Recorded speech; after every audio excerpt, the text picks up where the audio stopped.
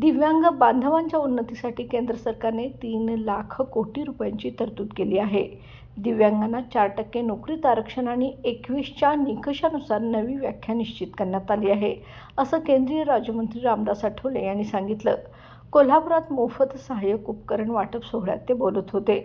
या कार्यक्रमाला खासदार शाहू छत्रपती धनंजय महाडिक यांसह मान्यवर उपस्थित होते.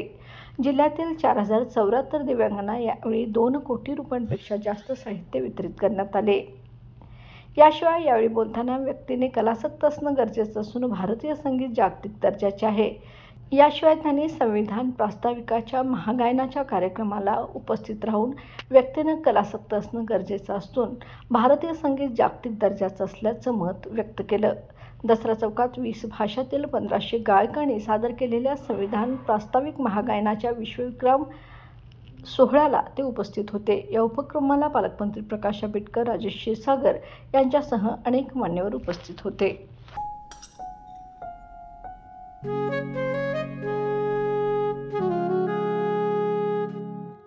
बाबा, आज येताना बासुंदी घेऊन या ना.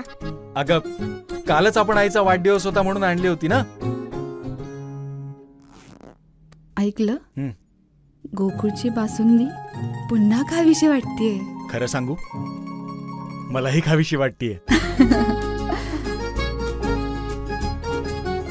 पुन्हा पुन्हा खावीशी वाटणारी गोकुळ बासुंदी.